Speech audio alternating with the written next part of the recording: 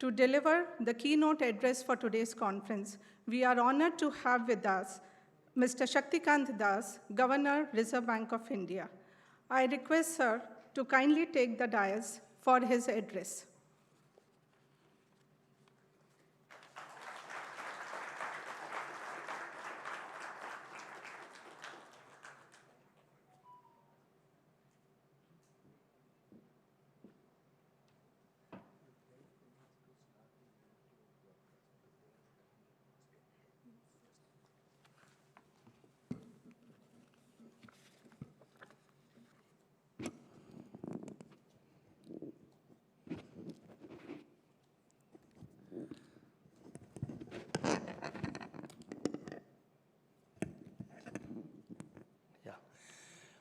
Good morning. First of all, on my behalf and on behalf of the Reserve Bank of India, I would like to extend a special welcome to each and every one of you who's present here. It's a milestone moment in the history of the Reserve Bank of India, which entered its 90th year on 1st of April. The Prime Minister of India launched the series of events which we are organizing this year, which we are holding this year in various parts of India. That was on 1st of April. And we have had year-long events. We had one international seminar in August on emerging technologies and digital public infrastructure at Bangalore. We have this today on monetary policy, on central banking, and we are planning to have, in fact, there is one more proposed for specifically for the global south to share our experience on the growth inflation dynamics. So I have no words to express our delight to see all of you present here. So distinguished speakers, panelists, esteemed dignitaries, Vice Chairman Niti Aayog, who will join us shortly here, Finance Secretary and Secretary Economic Affairs, Government of India, senior functionaries and representatives from central banks, academia, multilateral financial institutions, representatives from Government of India, economists, and financial market participants, members of the Central Board of Reserve Bank and Monetary Policy Committee of the Reserve Bank, members of various banks, representatives of various banks, the managing directors and CEOs of banks and financial institutions, my colleagues from the Reserve Bank, delegates and participants from India and abroad, ladies and gentlemen. And I would like to make a special mention of the presence of Augustine Carsten, General Manager, BIS, who's present here, and also the Governor of Bundesbank, Joachim Nagel, who's also here, apart from several other Deputy Governors and Assistant Governors from other central banks, many leading academic personalities who are present here. I feel indeed highly privileged to be here at this high-level conference to share some of my thoughts. Now, when the definitive history of our times is written, the turn of the current decade will, in all probability, be regarded as a watershed in the revolution or in the evolution of central banking. In the aftermath of the COVID-19 pandemic and the persistent geopolitical strife thereafter, central banks are trading in the uncharted terrain of a twilight zone. Today, like never before in the 5 centuries of their existence, central banks are confronted with a future where their mandates, their functions, and their performances are all up for unforgiving scrutiny. Structural changes are underway that have the power to fundamentally alter the context of central banking, with headwinds from geoeconomic fragmentation, muscular industrial, trade, and financial policies that are already reshaping supply chains and the availability of critical minerals, intermediates, resources, and services, new technologies, and climate change. In this rapidly evolving global environment, central banks are required to navigate not just known unknowns, but unknown unknowns also. Yet, even at these exceptional intersections, central banks are exploring new pathways and striving to reinvent their remit and functioning as the guardians of financial stability. Their effort is to stay ahead of these developments by strengthening the guardrails and leveraging on technological innovations. For the Reserve Bank of India, as we commemorate our 90th year, it has been an eventful journey since its establishment in 1935. In many significant ways, the Reserve Bank embodies the developmental aspirations and the journey of India. The landmarks of Reserve Bank's journey are equally milestones in the progress of India. At the current juncture and looking ahead, developments around the world are impacting India on a continuous basis and challenging us as practitioners of central banking. Today's conference gives us an opportunity to introspect the journey of central banking so far and how we want to visualize and shape our role in the future. In my remarks today, I propose to very briefly focus on three areas where central banking is likely to be redefined in the future. And the three areas are monetary policy, financial stability, and new technologies. In fact, these are among the themes of specific sessions in today's conference. My observations would be mainly in the context of central banking in general across countries. Let me first focus on monetary policy, and I shall be brief. The 3 decades of restrained volatility of business cycles and the coexistence of price stability and uninterrupted growth that preceded the global financial crisis perhaps lulled central banks into the belief that inflation expectations are enduringly anchored. The beast of inflation of the 1970s and 80s and the early 80s seemed completely behind our times. Conditioned by that experience, central banks shed their role of lender of the last resort and became lender of the first resort to defend their financial systems when they responded to the global financial crisis 2008. Central banks continued from their GFC moment and once again rushed to the front line as warriors of the first resort to protect and preserve lives and livelihood when the COVID-19 pandemic hit the world. Central banks took interest rates to all-time lows, undertook unconventional policy measures to reach out to interest rates across the spectrum, including at the longer end, and gave assurances about low for longer interest rates. This was an uncharacteristic departure from the monetary mysticism that had prevailed up to the 1990s. Clearly, central banking has evolved in line with the developments of the 21st century. While the pandemic time measures provided the much-needed support to the economies, in the aftermath of the pandemic, the limits and downsides of easy monetary policy in protecting economic activity in a crisis period became more evident. Today, rightly or wrongly, the central banks are accused of distributional consequences of their actions. The negative equity that weighs in the balance sheets of certain central banks is seen as compromising their independence in the conduct of monetary policy. The story in India was, however, different, as most of our liquidity measures were calibrated and carried end dates at the time of their announcement itself.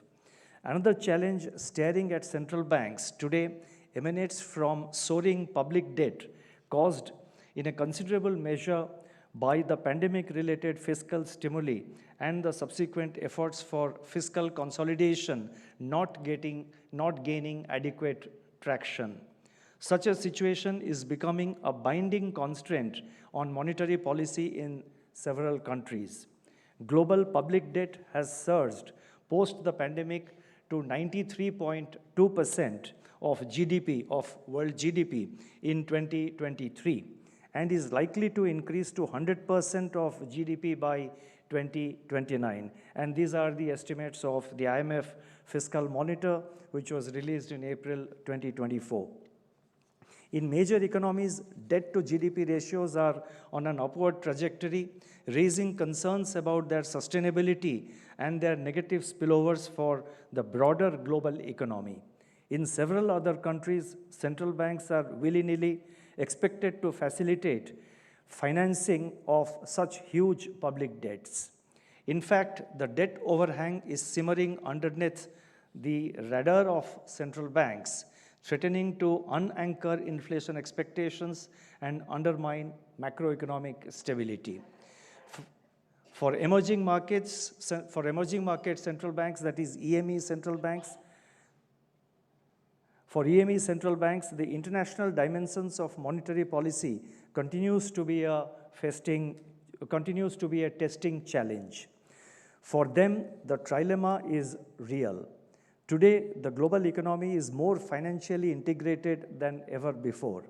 Monetary policy actions in systemic economies produce large fluctuations in capital flows and exchange rates, which can then feed into the domestic liquidity, inflation, and eventually affect the real economy.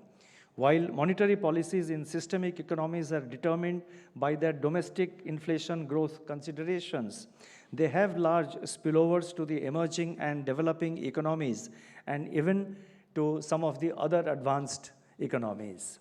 These spillovers can be expected to accentuate as capital flows dwarf trade flows.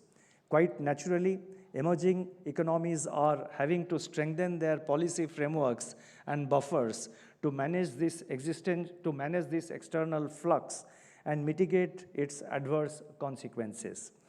Let me now turn to financial stability. Financial stability is, in fact, the essential reason why central banks exist. Price stability as a central bank objective is more of a recent vintage. There is growing opinion today that low-for-long policies practiced during the GFC and again during the pandemic, apart from providing support to the real economy, also produced exuberant financial asset prices that have come back to haunt central banks in their role as guardians of financial stability. Amidst ultra-low interest rates and superabundant liquidity, leveraging and risk-taking were celebrated as if there is no tomorrow. Consequently, when central banks were confronted with inflation surges in 2022 in the shadow of the war in Ukraine, they reacted with one of the most aggressive and synchronized tightening of monetary policies in history. This resulted in risks to financial stability, especially when these risks morphed into banking crisis in certain countries in March 2023 and sell-offs in financial markets in August and September this year, that is August and September 2024. These developments have once again brought to fore the role of central banks in securing and preserving financial stability. Specifically, how should they account for financial stability considerations in their pursuit of price stability is a big question that merits an answer. Let me now address some of the emerging risks to financial stability. And I propose to highlight, I have selected 3 points which I would like to highlight. First, the divergence in global monetary policies, that is monetary easing in some economies, tightening in a few, and pause in several other economies can be expected to lead to volatility in capital flows and exchange rates, which may disrupt financial stability. We saw a glimpse of this with the sharp appreciation of the Japanese yen in early August this year, which led to disruptive reversals of the yen carry trade and rattled financial markets across the globe. Second, private credit markets have expanded rapidly with limited regulation. They pose significant risks to financial stability, particularly since they have not been stress tested in a downturn. Third, higher interest rates aimed at curtailing inflationary pressures have led to increase in debt servicing costs, financial market volatility, and risks to asset quality. Stressed asset valuations in some jurisdictions could trigger contagion across financial markets, creating further instability. The correction in commercial real estate prices in some jurisdictions can put small and mid-sized banks under stress given their large exposures to the commercial real estate sector. The interconnected between commercial real estate and the non-banking financial institutions, that is the connectedness between the CRE and the NBFIs and the broader banking system amplifies these risks. I would now like to turn to new technologies. In recent years, the technology-driven digitalization wave in the payment sphere has been revolutionary. While most of the innovations have been at the national level, focusing on retail payments, the market for cross-border payments has also expanded substantially. The significant volume of cross-border worker remittances, the growing size of gross flows of capital, and the increasing importance of cross-border e-commerce have acted as catalysts to this growth. Remittances are the starting point for many emerging and developing economies, including India, to explore cross-border peer-to-peer, that is P2P payments. We believe there is immense scope to significantly reduce the cost and time for such remittances. India is one of the few large economies with 24/7 real-time gross settlement system, that is RTGS system. The feasibility of expanding RTGS to settle transactions in major trade currencies such as the US dollar, the euro, and the Great Britain pound can be explored through bilateral or multilateral arrangements. India and a few other economies have already commenced efforts to expand linkage of cross-border fast payment systems, both in the bilateral and in the multilateral modes. India has developed a world-class digital public infrastructure which has facilitated the development of high-quality digital financial products with enormous potential for cross-border payments. India is now home to world's third most vibrant startup ecosystem with 140,000 recognized startups, more than 100 unicorns, and over $150 billion in funding raised. India's experience in digital public infrastructure can be leveraged by other countries to improve and usher in a global digital revolution. Central bank digital currencies is another area which has the potential to facilitate efficient cross-border payments. India is again one of the few countries that have launched both wholesale and retail central bank digital currencies, that is CBDCs. Programmability, interoperability with UPI retail fast payment system, and development of offline solutions are some of the value-added services which we are now experimenting as part of our CBDC pilot. Going forward, harmonization of standards and interoperability would be important for CBDCs to be used for cross-border payments and to overcome the serious financial stability concerns associated with cryptocurrencies. A key challenge could be the fact that countries may prefer to design their own systems as per their domestic considerations. I feel we can overcome this challenge by developing a plug-and-play system that allows replicability of India's experience while also maintaining the sovereignty of respective countries.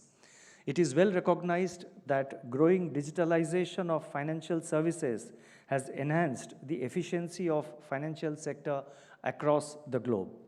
At the same time, it has brought in several challenges which central banks have to deal with. For instance, in the modern world with deep social media presence and vast access to online banking with money transfer happening in seconds, rumors and misinformation can spread very quickly and can cause liquidity stress. Banks have to remain alert in the social media space and also strengthen their liquidity buffers. Latest technological advancements such as artificial intelligence and machine learning have opened new avenues of business and profit expansion for financial institutions. At the same time, these technologies also pose financial stability risks. The heavy reliance of AI can lead to concentration risks, especially when a small number of technology providers dominate the market. This could amplify systemic risks as failures or disruptions in these systems may cascade across the entire financial sector. Moreover, the growing use of AI introduces new vulnerabilities such as increased susceptibility to cyber attacks and data breaches. Additionally, AI's opacity makes it difficult to audit or interpret the algorithms which drive the decisions. This could potentially lead to unpredictable consequences in the markets. Banks and other financial institutions must therefore put in place adequate risk mitigation measures against all these risks. In the ultimate analysis, banks have to ride on the advantages of the AI and big tech and not allow the latter, that is, not allow AI and big tech to ride on them. Let me now try and conclude. Despite the difficult trials and trade-offs, central banking in the current decade is a success story. In the realm of monetary policy, central banks have been successful in bringing inflation closer to targets. Major financial collapses or recessions, which were seen during earlier episodes of crisis, have been averted. Central banks are now at the forefront of technological innovations and are driving them through sandboxes, innovation hubs, and hackathons. As we navigate the high-intensity tail events and black swan events of the current decade, the lessons imbibed can well form the basis of our deliberations today to chart out a course for the future. Central banks must remain vigilant, adaptable, continuously assess risks, and build resilience. They should remain prepared to navigate complex challenges, support sustainable growth, maintain price stability, and promote sound and vibrant financial systems. Thank you. Thank you very much.